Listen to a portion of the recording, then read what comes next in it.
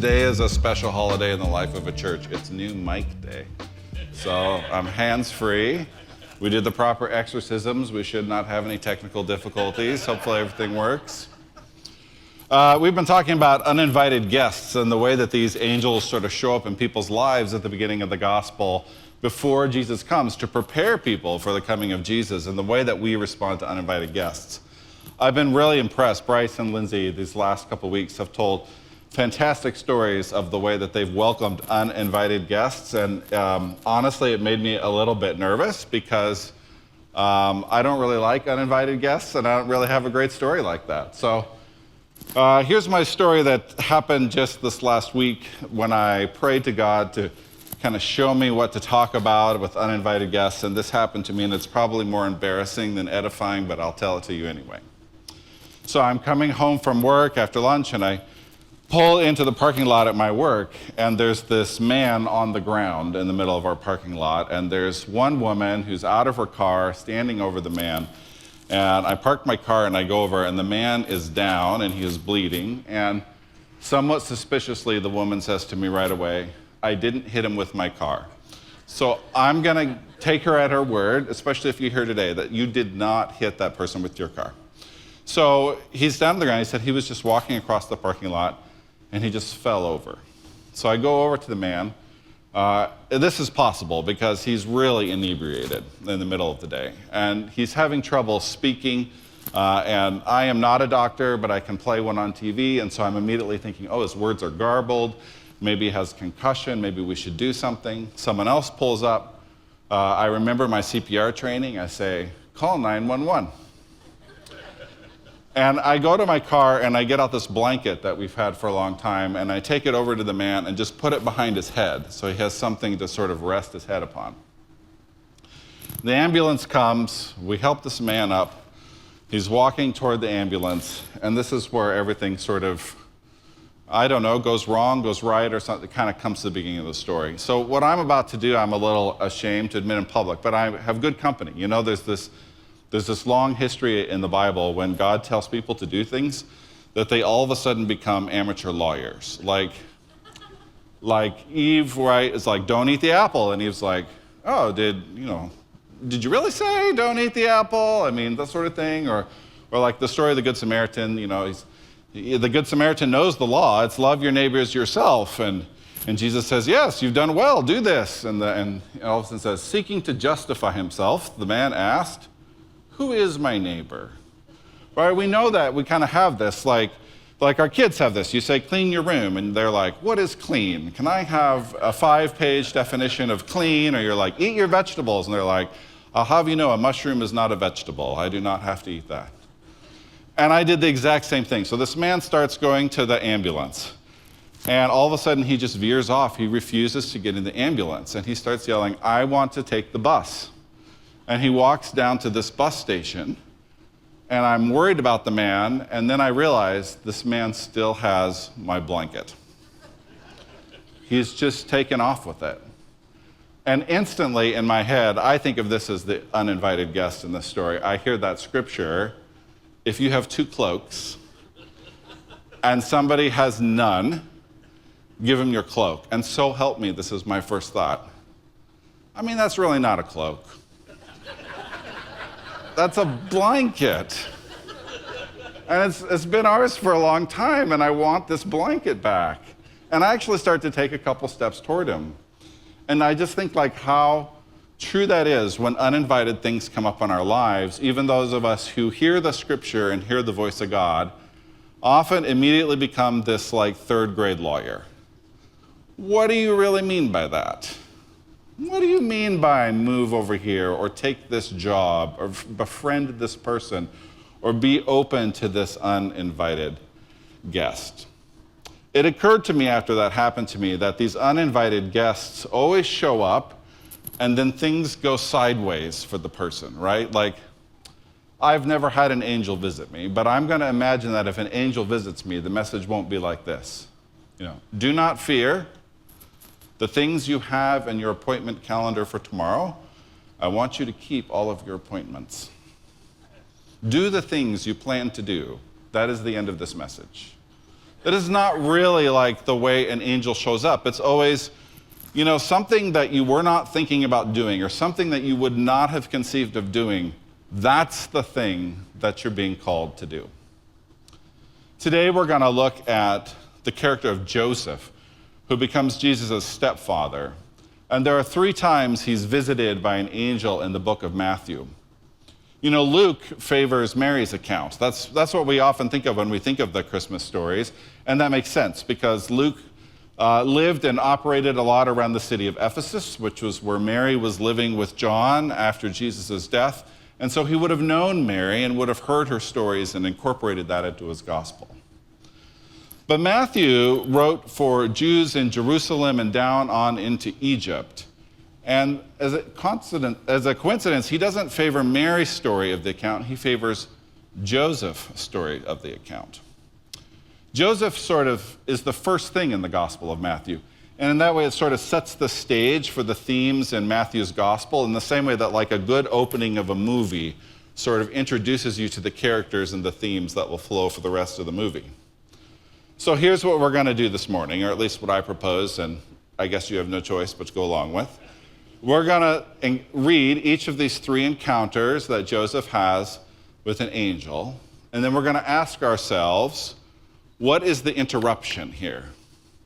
How is Joseph's life going to go sideways because of what the angel tells him? And then secondly, I want us to think a little bit about how is this setting up a theme for the rest of the Gospel of Matthew?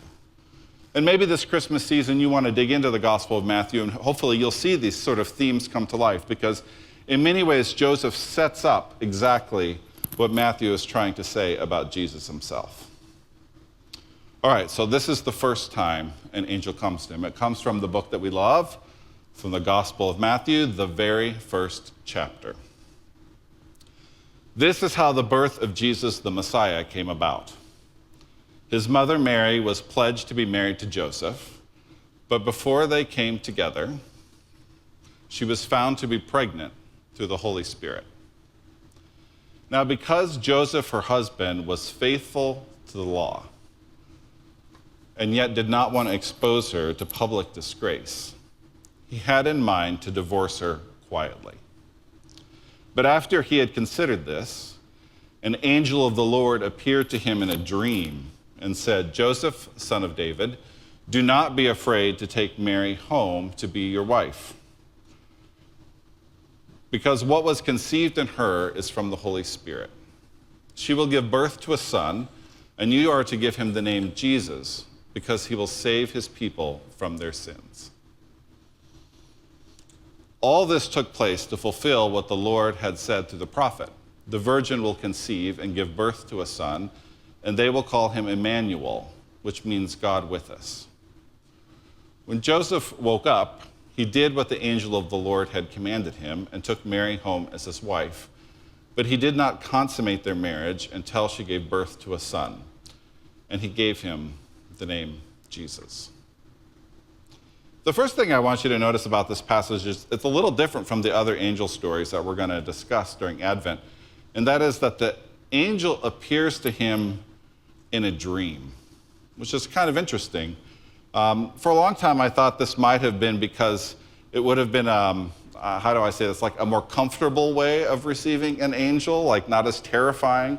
If you notice when the angel shows up in the other passages and the other encounters, the first word an angel always says is, "Fear not." But in this instance, the angel doesn't say that. I don't know, maybe it's because he's in a dream and Joseph is more open to this encounter. If you notice, Joseph's fear isn't the angel, but it's his situation. In other words, it's not fear not, an angel is here, but it's do not be afraid to take Mary home as your wife. It's really interesting. Joseph is kind of a flat character in all of these you're going to see. We don't get much of a window into Joseph's life. In fact, did you realize that Joseph never actually speaks throughout the entire gospel? We have no way of what he's thinking or saying. Unlike Zechariah, who's, can't speak, I assume that Joseph could speak, but he chooses not to. And that's because the primary thing about Joseph to understand is that he is a doer, not a speaker. He does. He obeys. He obeys almost right away, and we don't even really get that window into his inner life. And so maybe the dream is just a way of making Joseph more comfortable, more of a doer. Although maybe there's another reason for that. Now when I look at this passage, I wonder if it's mentioned that it's a dream because this is a signal that this Joseph is a lot like the other Joseph in the Old Testament, the one that we spent a considerable amount of time in earlier this year. You know, Bryce did a good job of showing how Zechariah and Elizabeth were a lot like Abraham and Sarah. And a lot of times the Gospels do this. They use Old Testament characters in order to show the meaning and the kind of reinvention of that image in the New Testament as well. And Joseph has a lot of things in the New Testament that are like Joseph in Genesis. Joseph's a dreamer. He's living this really good life until he's interrupted by dreams. Both Josephs end up getting sent to Egypt, led by their dreams, and then restored in some sort of way. Both men are characterized by their obedience. And both men, through their obedience, bring some sort of redemption from a really mixed up situation. Both Josephs experience hardships as part of a larger divine plan. When we talked about Joseph in the Old Testament, right, there's that verse at the end where he says to his brothers, "You intended to harm me, but God intended this for good, to accomplish the saving of many lives." And I wonder if this Joseph doesn't have a similar thing. There are people, as we're going to see, who intend to harm Joseph. They meant harm, they meant evil, but God intended this for good to accomplish the saving of many lives. Anyway, back to this particular story. Joseph is engaged to this woman, Mary, and it's a bit of a nightmare for him because she has become pregnant. He must be concerned about this. The angel tells him to not be afraid to take Mary home as your wife. That's an interesting word choice. It's hard to imagine myself in that situation, but I would think that if I were engaged to someone who became pregnant, fear might not be the first emotion in my head.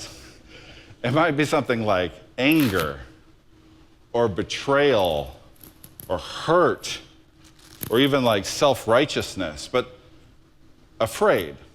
Why would Joseph be afraid?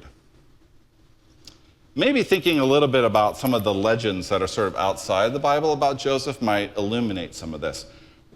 Just like there's a Protestant Mary and a sort of Catholic or Orthodox Mary, I've learned over the years that there's a sort of Protestant Joseph and a Catholic or Orthodox Joseph. So I'm going to introduce you to this other Joseph if you don't know him. The Protestant Joseph and Mary are often like young people in love, two crazy kids taking on the world, going out, because that's how we think about marriage, right? Marriage is like two young people who fall in love with each other. They have this love affair, and they get married, and they pledge themselves to each other. But that wasn't really the understanding of marriage at this time, and that's not like the early church's understanding of marriage or this character of Joseph.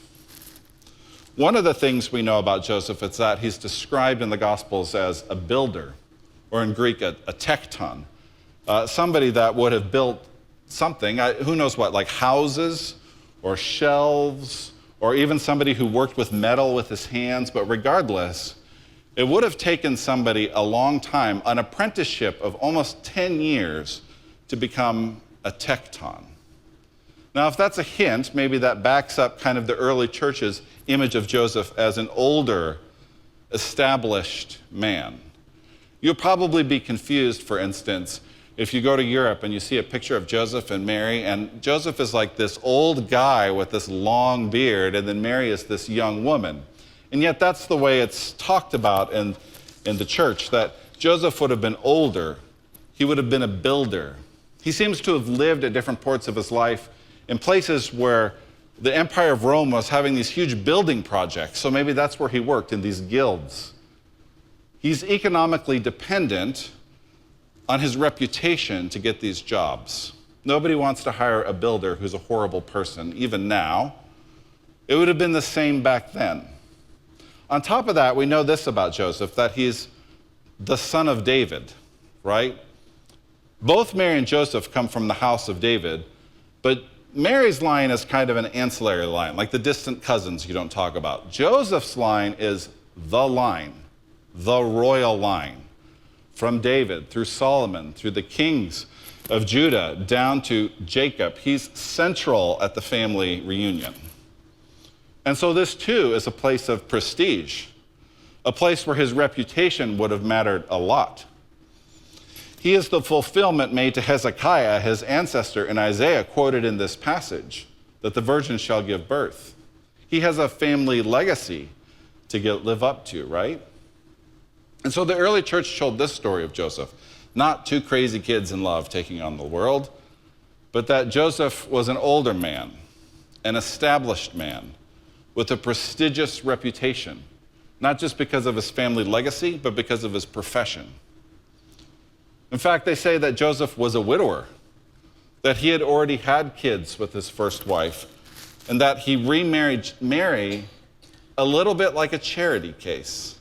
Maybe you know the story of Ruth and Boaz, right? But there's this tradition in Israel where if you're of the same house, you would be what's called a kinsman redeemer. You would marry a poorer relative, especially a woman that had no resources of her own, and you would help take care of her in that sense. You were like a kinsman who would redeem.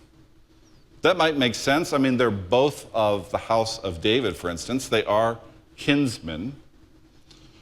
Now, it doesn't say exactly in the Bible that Joseph was this older person, but I will say that there are some breadcrumbs in the Gospels that maybe make sense if you think about it this way.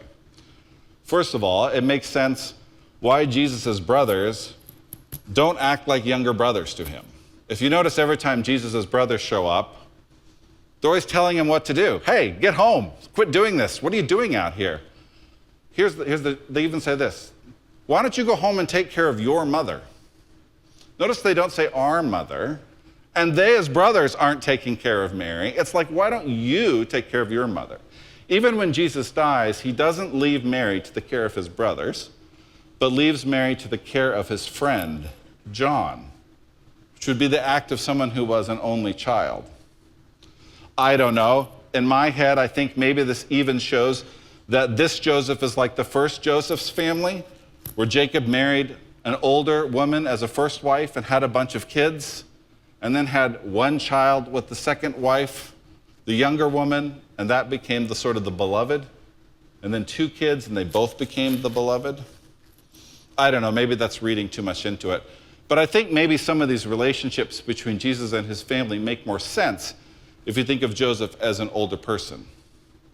There's also probably the strongest evidence, which is once Jesus is born, Joseph isn't there. He's passed away, so Mary is a widow at a very young age. Well, if all that is the case, and that's, somewhat of an if we take Catholic Jesus into our heart, or Catholic Joseph in instead of Protestant Joseph, maybe it makes more sense what Joseph was afraid of. So here's Joseph. He's decided to do this good deed, to marry someone who's within the family who's poorer than him, who has no resources, and he is established. He has this family, he has this job, he has this place in society. And all of a sudden, she brings the one thing that she really shouldn't bring into that type of relationship, which is disgrace. His pedigree, his business, his reputation within the community, none of these things can be allowed to impugn upon perhaps his place. There's an interesting way in which marriage and divorce were handled at that time. You see it later in the Gospel of Matthew, in the 19th chapter, where they come and they talk to Jesus about divorce, and they ask questions like, well, when is a man permitted to divorce his wife? And the word they use there is kind of stronger than permitted. It's like, when should a man divorce his wife? That's an interesting thing, that's how they read the law. If the wife had been unfaithful, if they didn't stone her, right, the presumption was the law mandated that the man divorce his wife.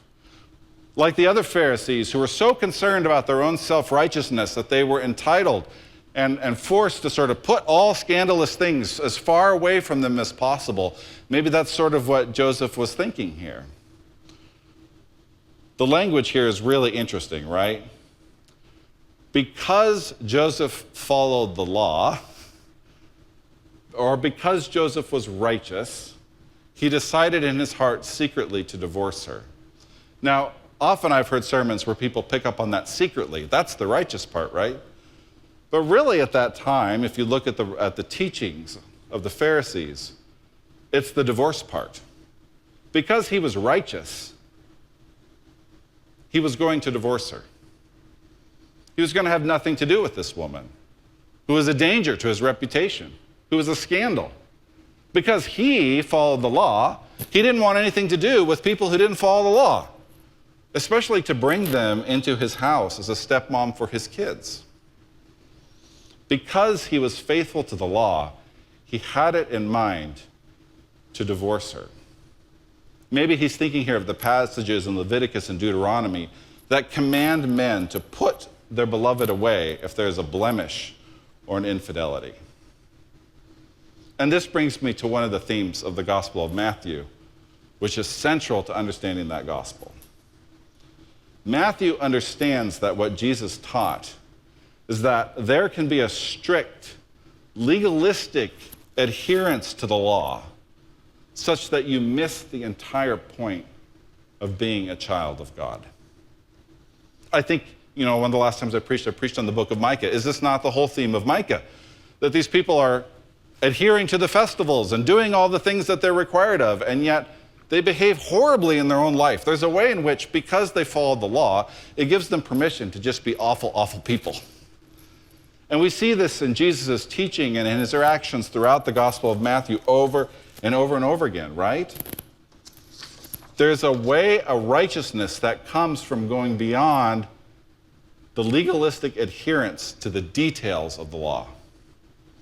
Just like in my case, if I had said, well, it's not a cloak, give it back, I would have missed the point of being a Christian if I had held legalistically to this law. If I have houses and storehouses of stuff that I'm not sharing with anyone, but I only have one cloak, I have failed to understand what Jesus teaches there.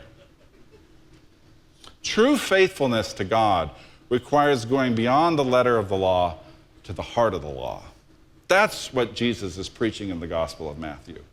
And that's what Joseph is being challenged to do here by the angel. To go beyond the letter of the law about divorce and to not be afraid to take Mary as his wife. All right, his second encounter. Are you ready? This comes, not shockingly, in Matthew chapter 2. So let's listen to this now from the book that we love. When they had gone, an angel of the Lord appeared to Joseph in a dream. Get up, he said. Take the child and his mother and escape to Egypt. Stay there until I tell you, for Herod, that's the king around that time, for Herod is going to search for this child to kill him. So he got up, took the child and his mother during the night, and left for Egypt, where he stayed until the death of Herod. And so was fulfilled what the Lord had said through the prophet, out of Egypt I called my son.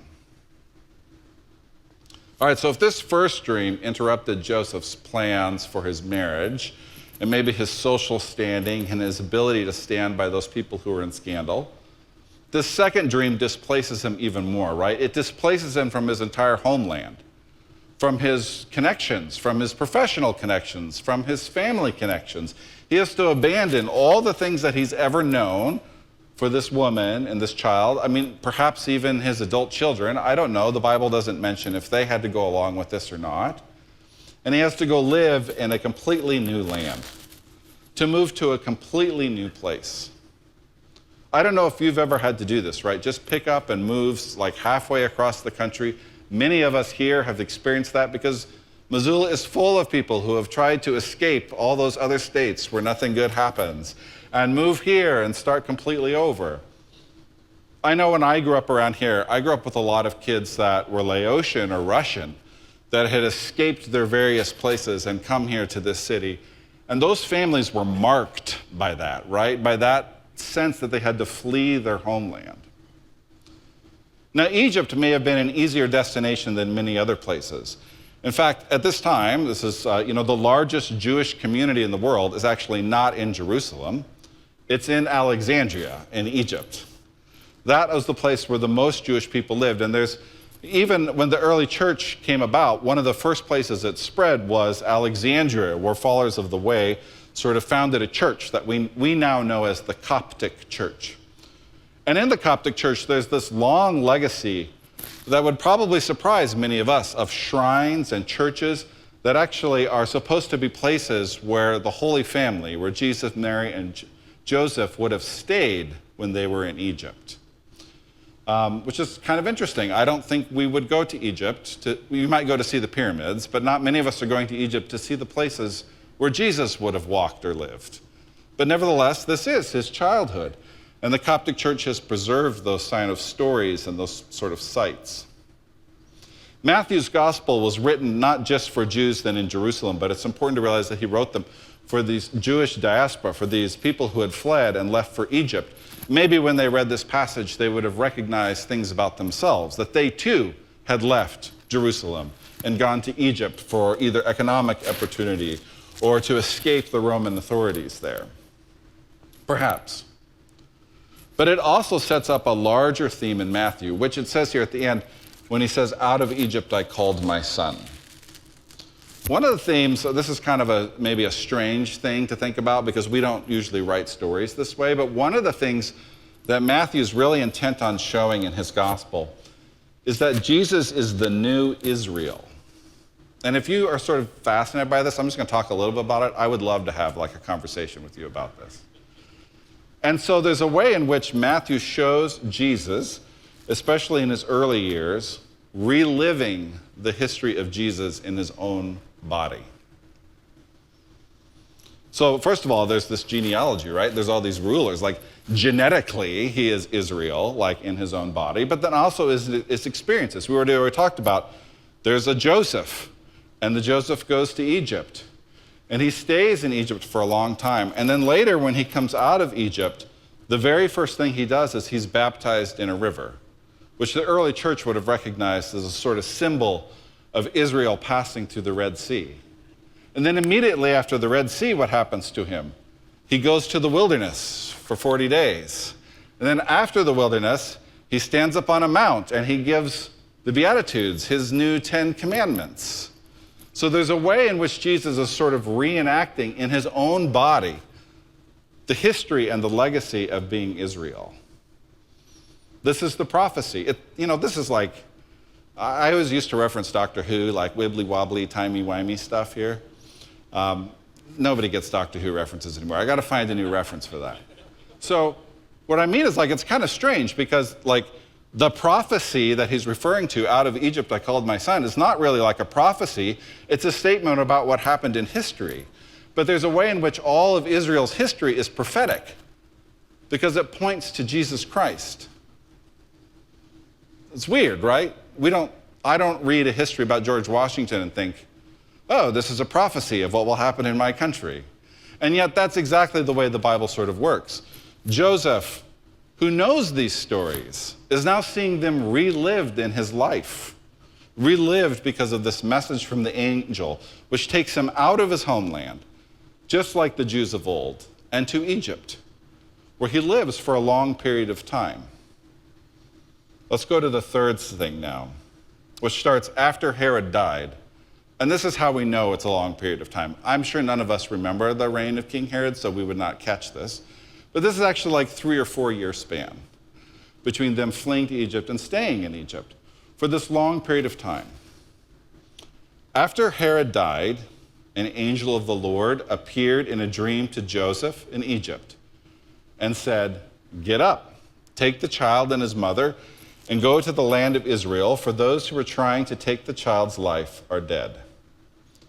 So he got up. Notice that Joseph, right, never speaks, just always obeys. Always does exactly. In the middle of the night, he gets up. So he got up, took the child and his mother, and went to the land of Israel.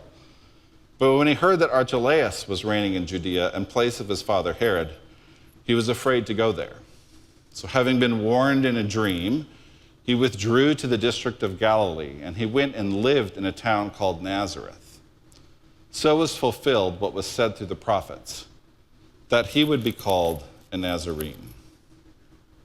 Another dream, another dislocation. I don't know, in my head, I imagine after 3 or 4 years in Egypt, Joseph was finally starting to put down roots again, to make professional associations again, to pick up some sort of career, to pick up some sort of routine in life. And just when that happens, he's dislocated again and returns to this place called Galilee. And once again, he's obedient, just this silent obedience. Joseph is a doer, he's not a speaker. There's this prophecy and there's fulfillment. There's this word of God, which he would have known. He would have known all these prophecies growing up. He would have known the history. And then the Spirit leads him to do something else. And only then it's like I think he recognizes, oh, this is what the prophecy means. I feel like we have those experiences all the time. I mean, maybe like I did in that parking lot where like you're having an encounter, you're going through an experience, and all of a sudden the Word of God appears to you and it's like freshly written for this very situation. That's what he does. Once again, he gives up his place, he gives up his reputation, he gives up his pedigree, he gives up his strict adherence to the law. He did it to marry Mary, he did it to go to Egypt, and now he has to do it to come back from Egypt. You know, there's this weird, like, if you think about this in terms of the Trinity, there's like this weird, like, Trinitarian, wibbly-wobbly, timey-wimey trickery that's going on here too. You know, they always say, like, you can't choose your parents. If you think about it, in some ways, God got to choose his parents. He chose Joseph and Mary for this. And there's something really interesting about that to me. Like probably one of the most important decisions all of us will make, right? We can at least choose one of our kids' parents. We can't choose ourselves, unfortunately. But like that's a major decision that you'll make in life. And that's similar to what's going on here. And I think that God chose Joseph and Mary in part because they had the values and the structures, they had the character that God would have wanted in order to shape God as Jesus as a child. Sometimes when I think about, now that we've seen a little bit of Joseph, I think I can see bits of Joseph in Jesus, right?